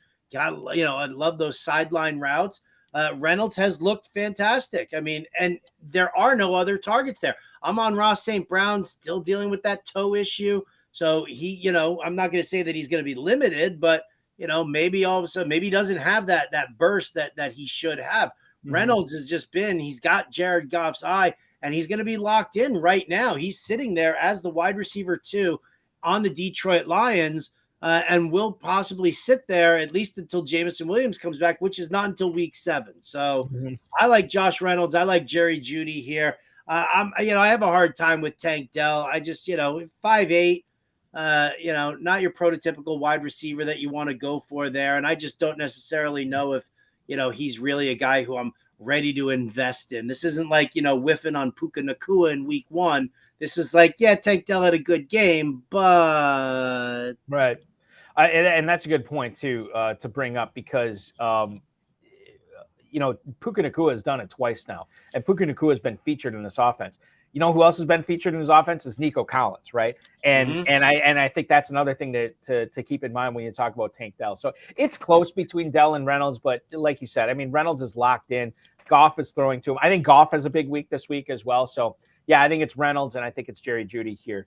Moving on to, let's get back to where do you stand here, Howard. We talked about dropping running backs. Where do you stand? And I think you kind of already answered this already, but I'll have you reiterate it. Where do you stand on Joshua Kelly? Big week 1 with Austin Eckler playing alongside of him. Week 2, he gets the backfield to himself. Not great, Bob, but it was the Tennessee Titans. Not great, Bob. Yeah, no, I think, listen, you're looking at a situation where I think the Minnesota Vikings have given up somewhere in the neighborhood of like 135 yards, rushing yards per game, couple of touchdowns that they've allowed. Again, you look at the data and you look at the opponents for the Minnesota Vikings and, you kind of think, oh, well, maybe their defense isn't that bad. They got destroyed on the ground by the Eagles, right, with Jalen Hurts and DeAndre Swift. And you also had them, what was it in week 1? They were going up against Tampa Bay. Rachaad White wasn't great, but, that nobody had to be great against there. So I think we're kind of underselling. I think we're looking at the data and thinking that maybe the data needs to correct itself with Minnesota. So I actually like Joshua Kelly in this game. Kellen Moore likes to he loves for his quarterback to look downfield and he loves him to throw. The reason I was down on Austin Eckler this year coming into the year was because Kellen Moore likes the power run. He doesn't like the dump offs to the running backs. That's the big difference. So Herbert's looking downfield, but Kellen Moore wants to hit with that power run early to set up the play action, make it easier for for Justin Herbert. So I'm in on Joshua Kelly this week. And, it's a matchup by matchup thing, but, I didn't like him last week because it was the Tennessee D. Different story with Minnesota. Joshua Kelly, as you said, in Minnesota this week, I think this is a much better matchup for him. I'm definitely getting him into my starting lineup for sure. And I'll tell you another guy, and I did this on a whim last week when I saw the Schefter tweet about 10 minutes before 1 o'clock that Cam Akers is going to be inactive and he might be traded. I went in and I put Kyron Williams in as my flex in probably close to a half dozen teams, and boy, was I happy. Now, Howard, where do you stand? San Francisco too? That's right. A ballsy move. Well, because I didn't know who are they going to trust? Ronnie Rivers or who else was that? That was my thing. And we haven't, by the way, we haven't heard a peep about, at least I haven't, about Zach Evans. And this is a guy that people were excited about in the pre NFL drafting portion of the season. People were very excited about Zach Evans. We haven't heard anything about him there. So to me, this is Kyron Williams' backfield. I love him. I think this guy is unless you are absolutely loaded at running back, you have to find a way to get him in your lineups this week. And quite frankly, going forward, there's a lot to like about Kyron Williams. Obviously, that backfield could change. We've seen how running backs have been going down so far this season. But right now, live in the moment with Kyron Williams. I'm starting him for sure at Cincinnati, and I love him going forward. Yeah, there's no evidence to say that you should think otherwise. You're right. We haven't heard anything about Zach Evans. They were perfectly content leaving Cam Akers inactive. So, I mean, I think that's a very telling thing. And, we saw with the way Sean McVay kind of handled things, even towards the tail end of the season, once he started, Akers was proving himself. McVay just wants to stay with the one guy. And so Kyron Williams has shown that he actually has the ability to take it between the tackles, to be a little on the elusive side, even to pick up some yards after contact. So yeah, and the fact that that he can catch passes out in the flat too, I'm perfectly fine using Kyron Williams everywhere right now. You know what's interesting about this? This gets back to a drafting philosophy. I was listening to a couple of guys on a podcast the other day talk about Kyron Williams, and one guy had a lot of Kyron Williams on his teams after the draft, and one guy got him nowhere. And I'm like, well, why? How do you draft as much as this guy does, and you get Kyron Williams nowhere? And he said, I was a little bit put off by his athletic profile. And I'm like, okay, that's fair. But to me, that's more of a mid-round or an early round question rather than, I saw the report. I think it was Jordan Rodriguez who said, I think she said that Kyron Williams and Cam Akers are splitting reps, and Kyron Williams is actually getting a lot of the passing down work. At that point, I don't care what your athletic profile is. At that point, you got to have that guy on your radar late, regardless of how talented you are. There's your opportunity. Opportunity is king for running backs. And I think that's the thing that we have to look at this is more of a drafting thing, and we're done with drafting right now. But I think going forward, this is the kind of stuff you should be looking at after round 10 in your drafts is don't worry about the athleticism or the RAS score or anything like that. Look at the opportunity. Look at this path to where this guy could be startable for you and be a difference maker. That's literally all that should matter. Opportunity trumps talent. It really does. It genuinely does. I mean, that's bottom line right there. So, yeah. We talked about Tank Dell. We talked about Josh Reynolds. I want to skip those guys. Let's get into a Cowboys wide receiver here in Michael Gallup. Now, I think, and I'd have to double check here, I thought that Brandon Cooks is going to be back this week. He obviously missed last week, did not play for Dallas. He practiced yesterday, and he did get so he's a full participant in today's practice for the Cowboys. Now, he's dealing with a sprained MCL.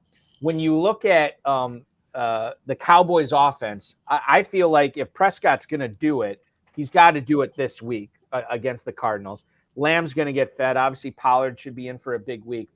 What do you make of Michael Gallup this week? Can you make a case for sneaking him in again with the FFPC starting lineups? You get that second flex, full PPR as well. Does he make sense, Gallup, as a second flex this week, or are you playing with fire if you want to do something like that?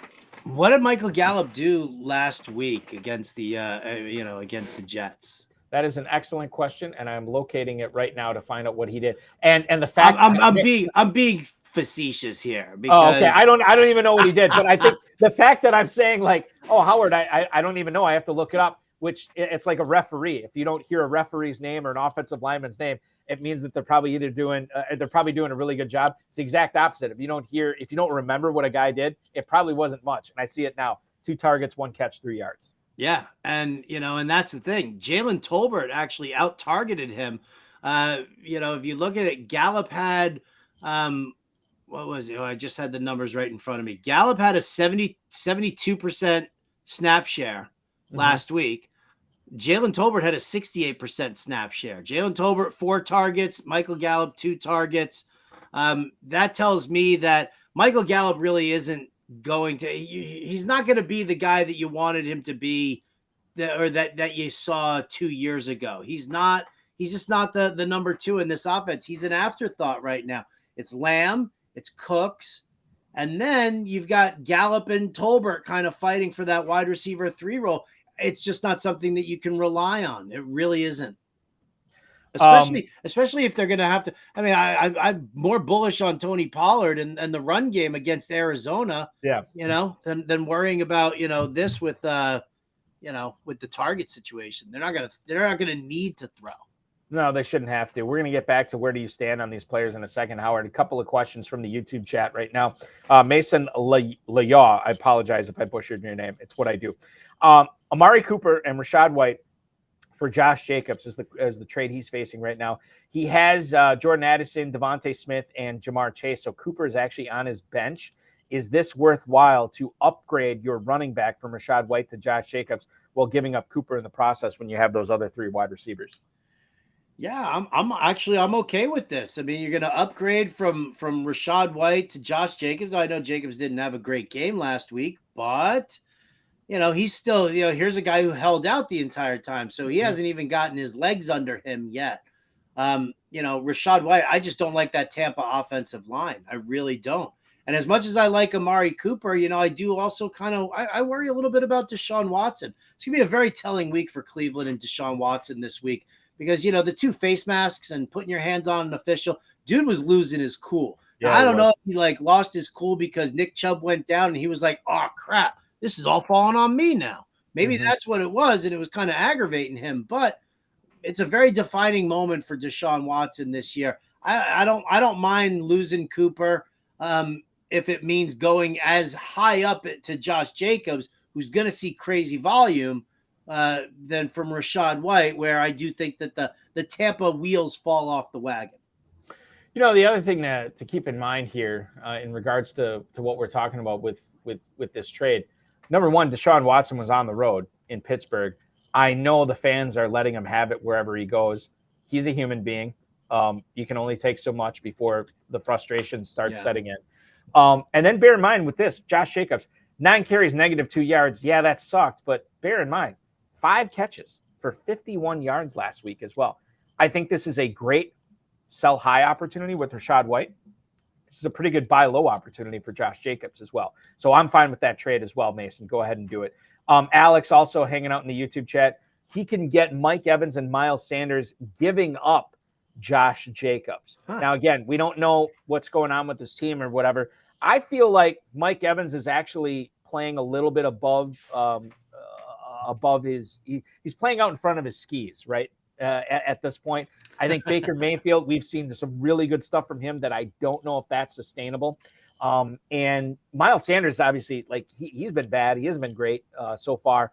But the good thing that's going on with Miles Sanders right now, nobody else on that team has looked very good in the backfield. So he doesn't have really a threat to playing time, a threat for touches on that team. Where do you stand on this? Would you give up Mike Evans, or would you give up Josh Jacobs and get Miles Sanders and Mike Evans back?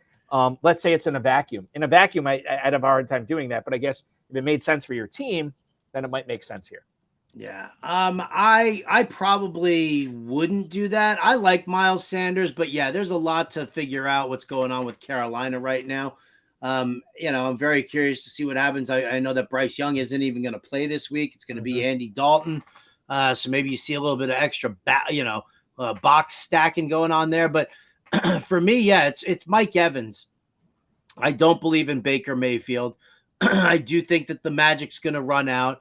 You're also dealing with Mike Evans. He's got Darius Slay this week. Next week, he's got Marshawn Lattimore. So I don't even know if he's going to make it through that first game. He's got 2 games against Lattimore still to go. And we know what happens. Every time we see a game between Mike Evans and Marshawn Lattimore, the 2 of them get into a fight. They hate each other. They hate each other a lot. And I think that's, so you're going to have back-to-back matchups now for Mike Evans. and you're going to be like, this wasn't good. And then all of a sudden Baker Mayfield starts to reveal really who he is. The offensive line starts to wear down from like the early week work. So yeah, I probably would not make the trade for Evans and Sanders. It's very difficult for me to praise Josh Jacobs and then in the next question say, yeah, give him away for Evans and Sanders. I can't do it. I'd rather have Jacobs, so don't do the deal. Let Evans and Sanders go to that other guy or stay on his team. Where do you stand on Zach Ertz, Howard Bender? This is a guy who's seen 18 targets in the first 2 weeks. This is with no injury, by the way, to Trey McBride. 6 catches, 21 yards in week 1, 6 catches for 56 yards last week. Already has 12 catches on the season. Man, I look at this from an FFPC tight end premium standpoint. Holy cow, I'm loving what I'm seeing. I'm shocked, quite frankly, what I'm seeing from Zach Ertz thus far. But I'm pleasantly surprised and irritated that I don't have him on more teams. Fingers crossed, though, that Kyler Murray never comes back, right? So that Josh Dobbs can just continue to lean on Zach Ertz. And I think that's perfectly viable, and I'm totally in for it. You know, I'm definitely bullish on Zach Ertz. I mean, I've always thought that he's an incredible talent. He just, kind of got lost in that Ertz-Goddard situation there in Philly, and then, needed some time to kind of adjust. But Dobbs is leaning on Ertz like you see a lot of young, inexperienced quarterbacks do. And I'll just take those targets over and over again. I mean, they really don't have anybody. I mean, who are the Rondale Moore, Marquise Brown? I mean, Michael Wilson. I like Brown, but he's there. a deep threat. Rondale Moore is, he's undersized and he's, kind of middling. You might as well take a guy like Zach Ertz, who's not going to get covered by a tough cover corner, and is going to be able to take care of all of that over the middle work. I'm in on Zach Ertz. Yes.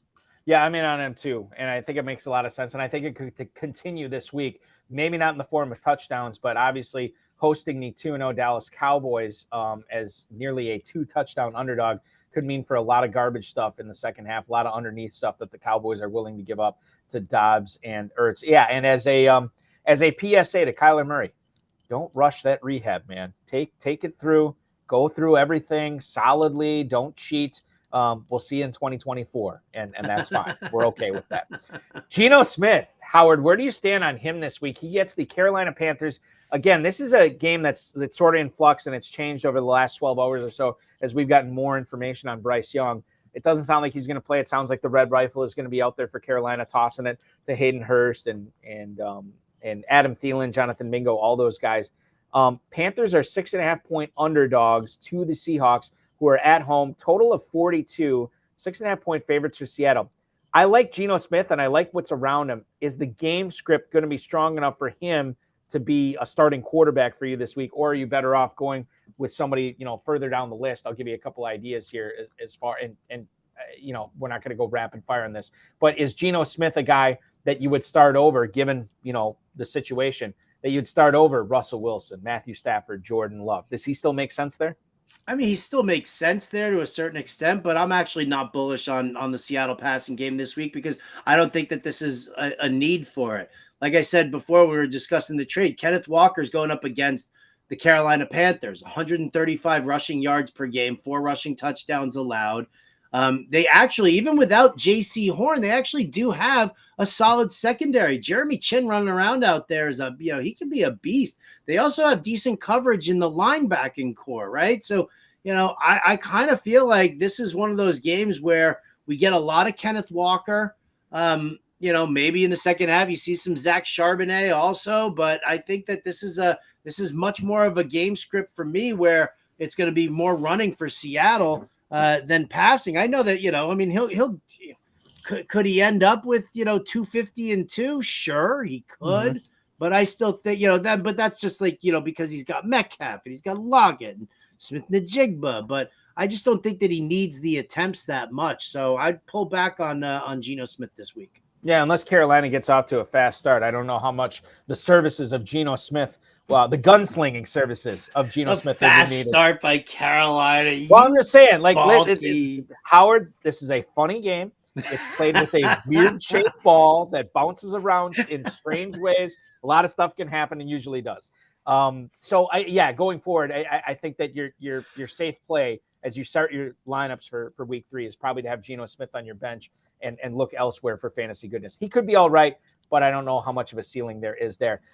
We got football going on, 3:52 to go in the first quarter. The Giants are getting set to punt the ball back to the San Francisco 49ers, who did score first tonight, a short Jake Moody field goal. I take that back. Graham Gano is coming out for a field goal right now to try to tie it up. I did not realize the Giants matriculated the ball down the field that far. Niners leading 3-0 right now, so congratulations if you hit that pregame better cast prop on the Giants, or I beg your pardon, on the Niners scoring first. Graham Gano attempting a 44-yard field goal. As I watch it, it is perfect. Tie game, 3-3, 3:18 to go in the first quarter. We'll have more updates on that, plus some other starts and sits coming up. Breece Hall, Zach Moss, Christian Kirk, Javonte Williams, Tua Tagovailoa, Pat Freiermuth. We're going to get into all these guys coming up here in the final segment before the Best of Better Sports Network comes up at the top of the hour. I'm Eric Balkman from the FFPC. He's Howard Bender from Fantasy Alarm. This is the High Stakes Fantasy Football Show on the Better Sports Network. We have more content for you coming up next.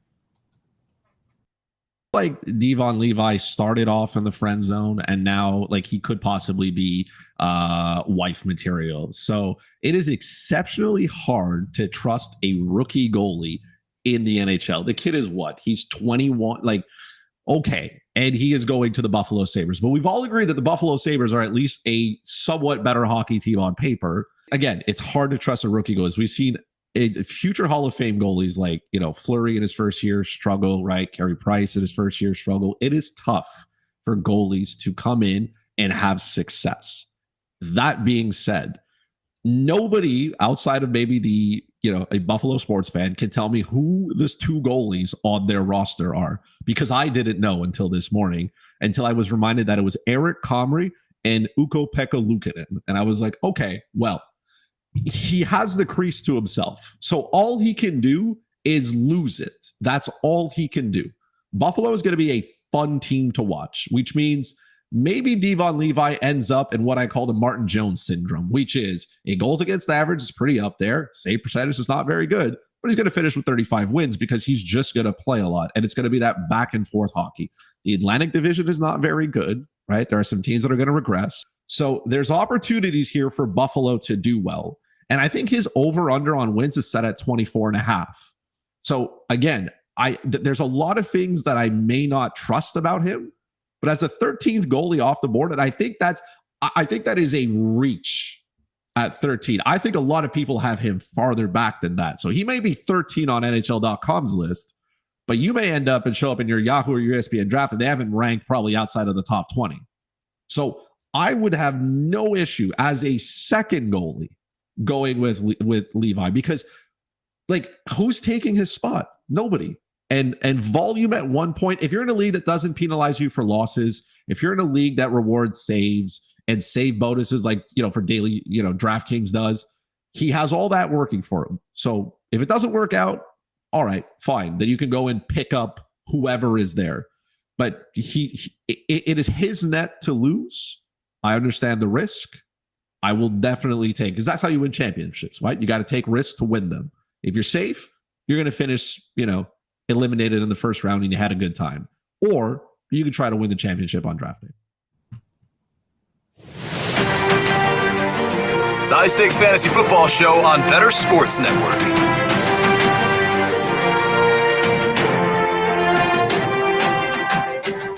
20 minutes until the top of the hour here on the Better Sports Network, taking you through Fantasy Football Night in America is the High Stakes Fantasy Football Show. Eric Balkman from the FFPC. Howard Bender joining us on loan from Fantasy Alarm and, of course, Sirius XM.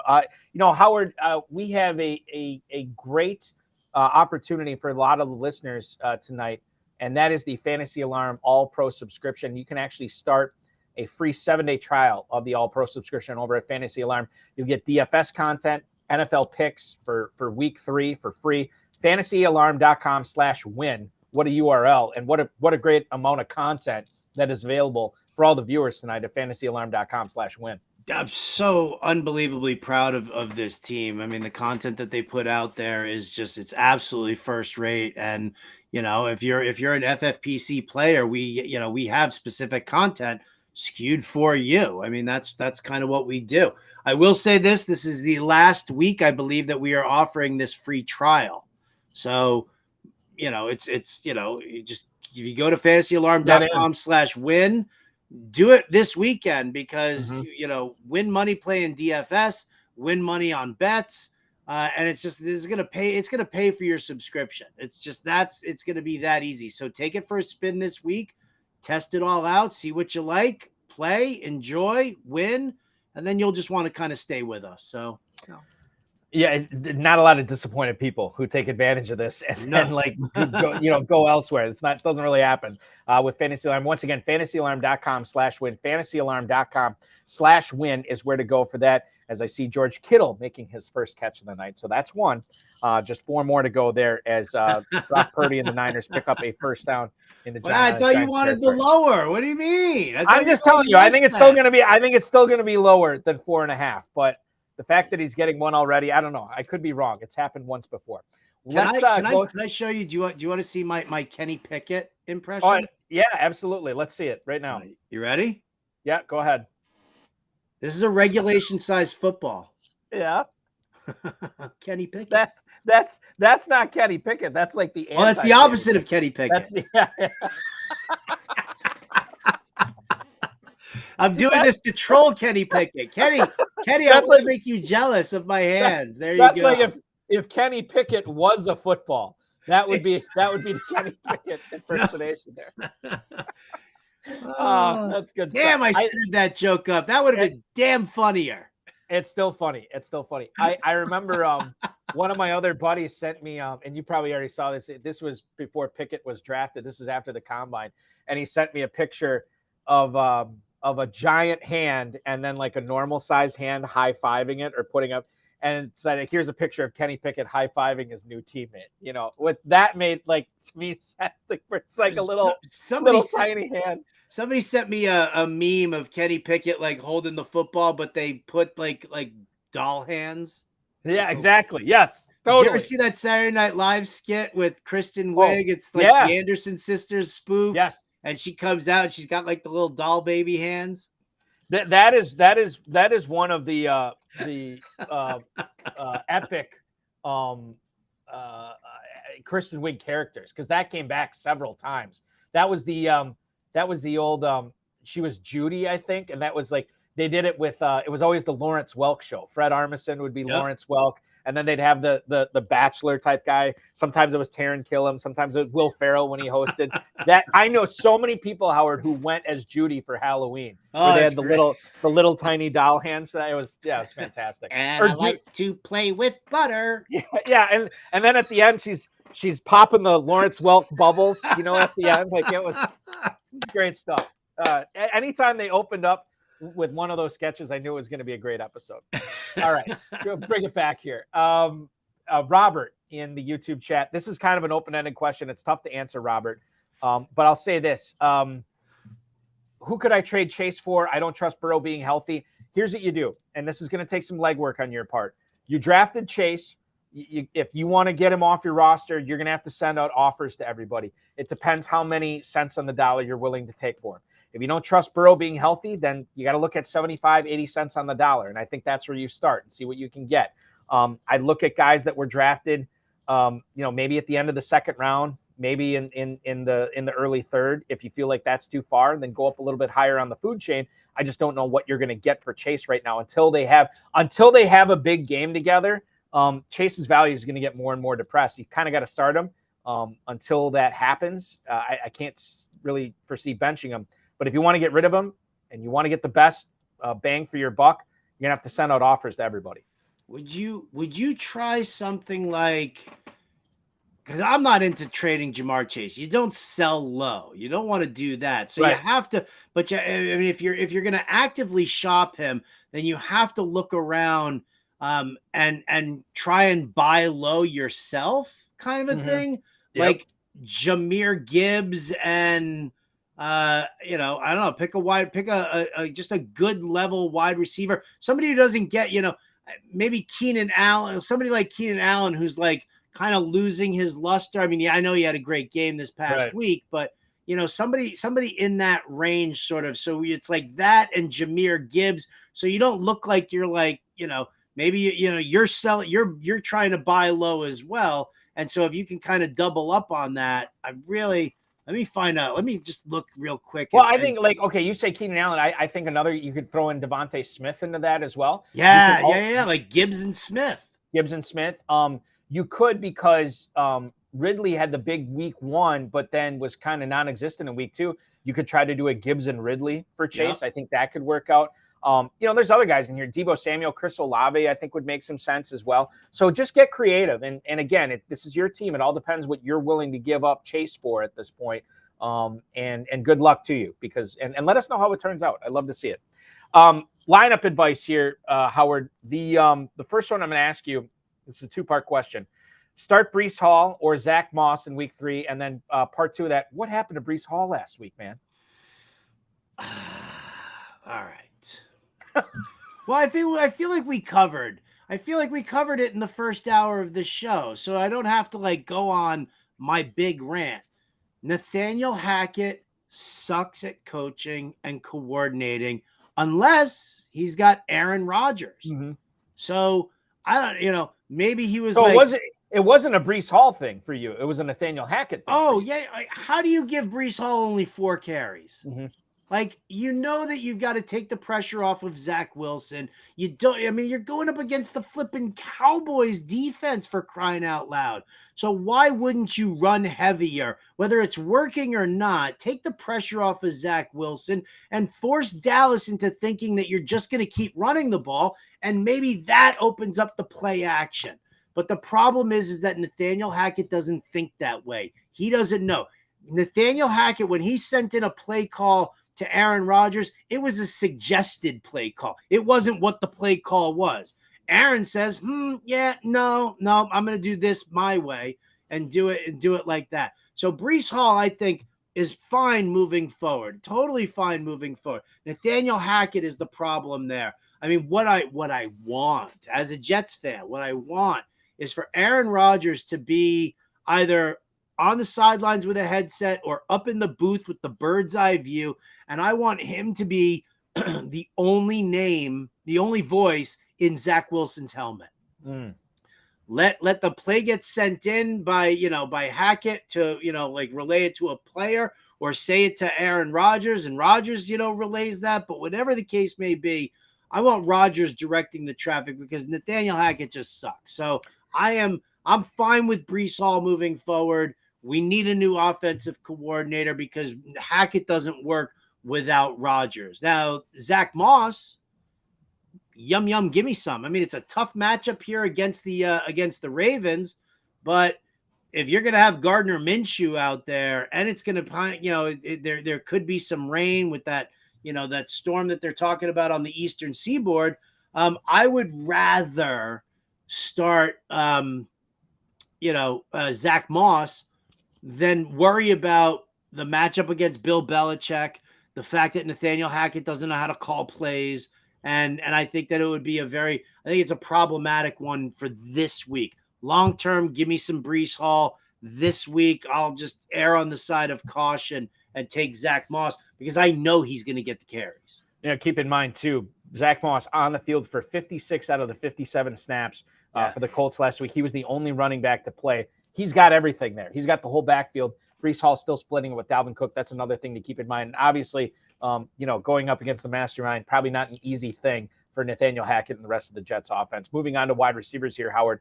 Tutu Atwell or Marquise Hollywood Brown? This is interesting because Atwell has actually had 2 pretty good weeks so far. Marquise Brown for the Cardinals, obviously this week going up against the Dallas Cowboys.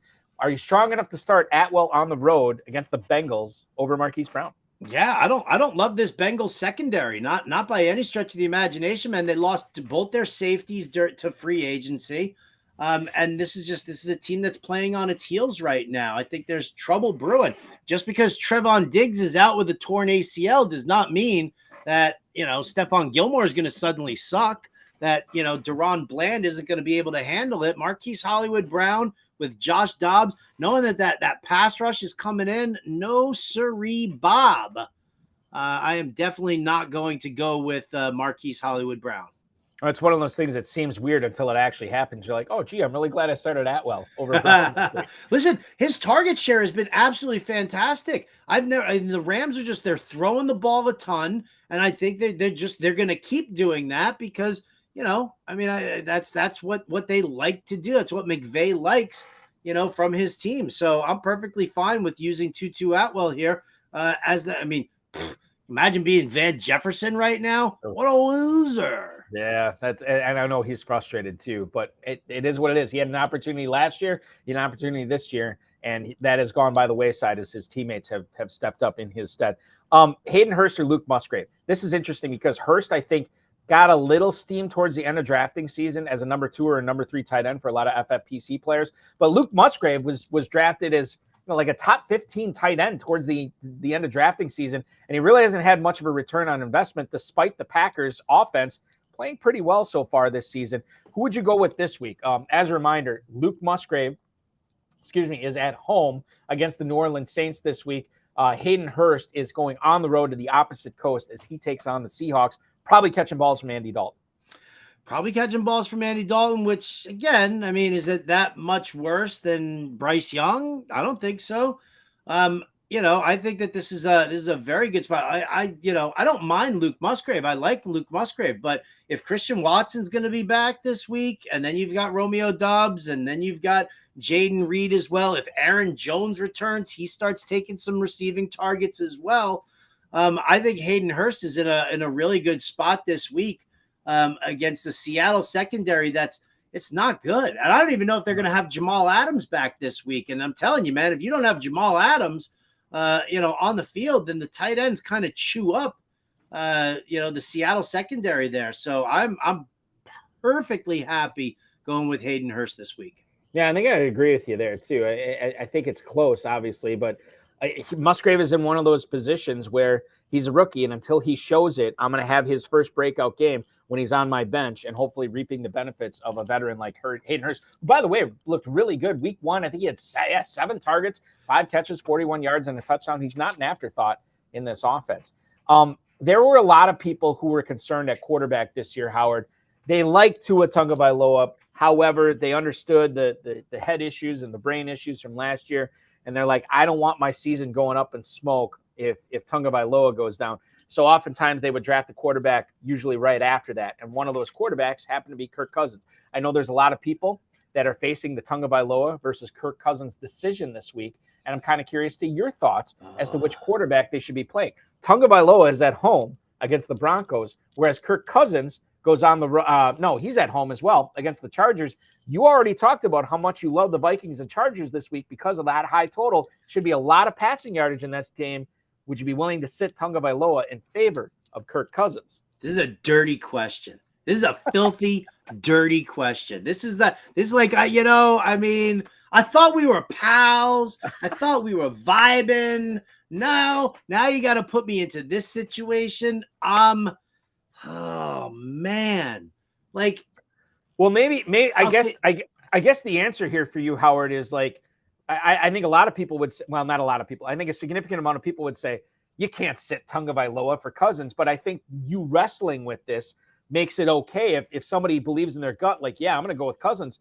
You don't necessarily think that's a bad choice, right? I don't. Listen, he's got Jefferson, he's got Addison, he's got Hawkinson, he's got KJ Osborne. He's going up against a super soft, weak defense. We're already starting to question the ground game for Minnesota, and so that's going to put Kevin O'Connell and Wes Phillips just airing the ball out. The game score it's 54. Denver's got a very strong secondary. Patrick Surtain. Listen, it's going to be very tough for them to try and contain Tyreek Hill. Very, very tough to try and contain Tyreek Hill. Now, if Jalen Waddle is out because he still hasn't cleared concussion protocol, I might just grab Cousins because he's just got so many weapons to be able to do that. And I think that's kind of the direction I'm going to lean right now because we don't know the situation with Waddle. And I think, and you're dealing with a much tougher secondary from Denver. So it's definitely close, but I would take that shot on Kirk Cousins. Somebody asked me Kirk Cousins with this matchup or Jalen Hurts, and I was like, no. not Jalen Hurts. Like No. Tua, I could definitely see making that swap. Jalen Hurts, you got to be a fool to do that. We're running out of time. We'll go rapid fire on these last few here. Flex question here. Christian Kirk or Javonte Williams? Christian Kirk this week, fresh off a pretty impressive performance against the Kansas City Kansas City Chiefs last week. Christian Kirk this week takes on the Texans. So he gets the Texans at home. Javonte Williams, obviously we just talked about it, at Miami. Which flex would you go with here? Give me Javonte Williams. I think that he's going to be catching some passes out of the flat. That's what Joe Lombardi likes to do. And, Jacksonville going up against Houston. What do you do against Houston? You run on Houston. Yeah, you do. Full PPR, you're still saying Williams, right?